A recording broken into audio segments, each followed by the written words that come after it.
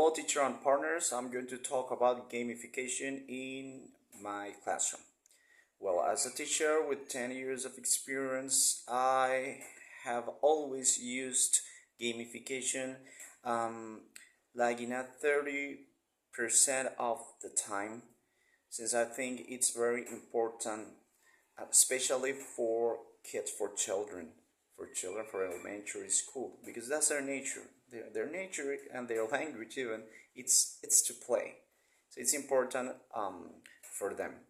I use it sometimes like icebreakers, sometimes like part of the development activities, and sometimes like part of the formative assessment, since they can show what they know or what that they have learned in the lesson through these games, because they are being motivated, okay, and even they can reinforce through these methods.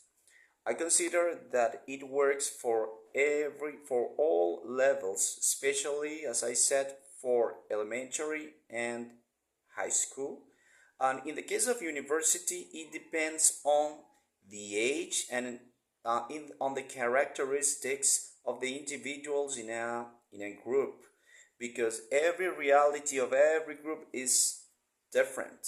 Okay, so maybe we have to change something, but even for those adults in a master's degree, or in a 50 years old, 60 years old, 40 years old, 30, 35, it works. But we have to make some settings, talking about that. Well, okay, how I have spoken about three things: how often, how I use it, and if they work for all levels. Now, I'm going to talk about, according to my experience, what I use. What I use. For example, well, I have many games like Guess the Mime, Bingo, Scramble, many games, but specifically, I love Bingo. Because through Bingo, students can review and learn vocabulary. They memorize unconsciously, okay, through games, okay. They can remember grammar structures, or that have already been studied through flashcards. Okay, for example, I have used this game, explaining regular and irregular verbs in the simple past, in the past simple. I have made them, for example, create their own flashcards in four colors like yellow, blue, green, and pink. In which pink is irregular verbs, yellow are verbs that are ended with ed. Verbs that are ending, for example, in consonant or vowel y plus y. For example, the green flashcards for the verbs that are ending in e, regular verbs that are ending with e, such as believe, such as live, move.